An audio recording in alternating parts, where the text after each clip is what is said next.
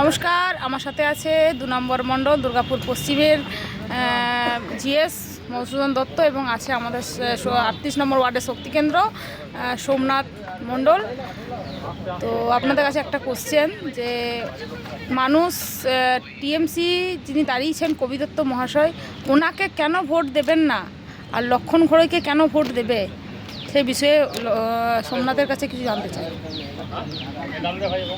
দেখুন, মাননীয় কবি দত্ত মহাশয়, ওনাকে সম্মান করি, খুব সম্মানীয় একজন ব্যক্তি, যিনি এখন তৃণমূলের প্রার্থী।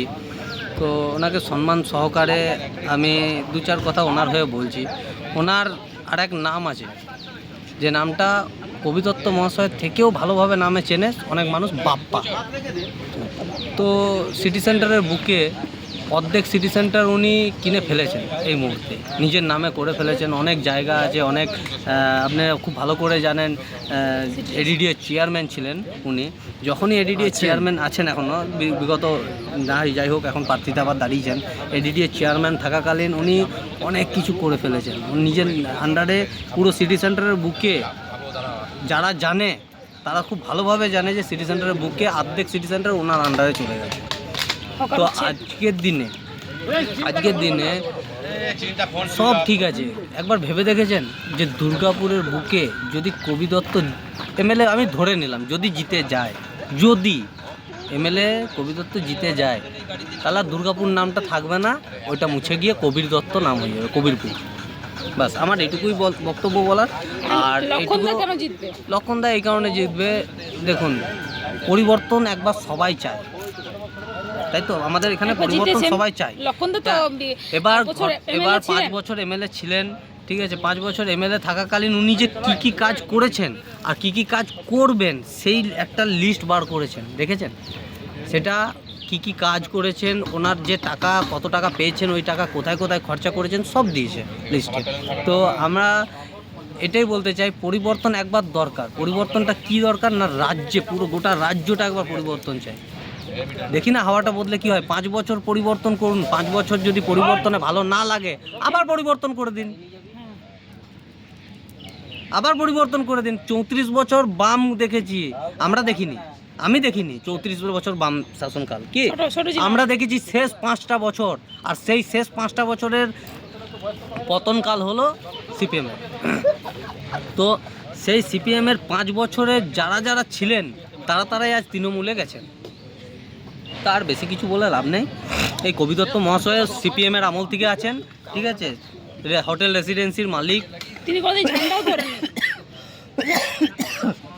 তৃণমূলের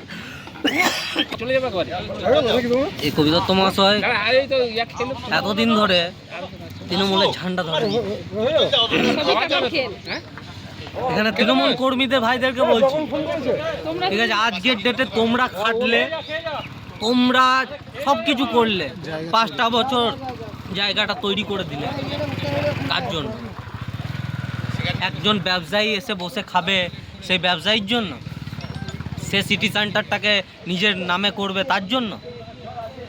ততএব কবিরপুর হতে দেবেন না দুর্গাপুরটাকে। নমস্কার, ধন্যবাদ। জয় শ্রীরাম। জয় শ্রীরাম। মোদা কিছু বলবে? এটাই বলবো মানুষকে, যে কবি দত্ত উনি অনেক ভদ্রলোক, উনি বড় বিজনেসম্যান, তো ওনার নিয়ে বলার অবকাশ থাকে না।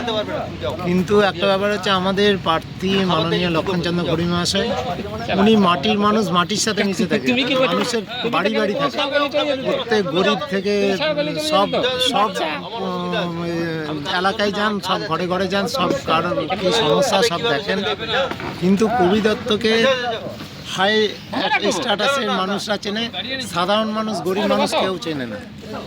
একটা বাড়ির ফ্যামিলির লোক কবি দত্তকে চেনে না, বড় বড় বিজনেসম্যানরা সবাই চেনে। কিন্তু অতএব প্রত্যেক মানুষকে বলবো যে আপনার কাছের মানুষ, যাকে ডাকলে সবসময় কাছে পাবেন।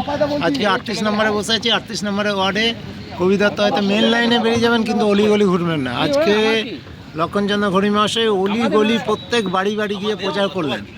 আজকে লক্ষণদা প্রচার করছেন, আগেও প্রচার করেছেন, কিন্তু যদি কবি দত্ত জিতে থাকে, জেতার আগেই আসছে না, জেতার পর কোথায় খুঁজে পাবেন? কারো ফোন ধরবে না, ওনার এত ব্যস্ত হয়ে যাবেন, ওনার নিজের বিজনেসেই উনি সময় দিতে পারবেন না। অতএব চিন্তা ভাবনা করে মানুষ ভোট দিন। ধন্যবাদ। ধন্যবাদ।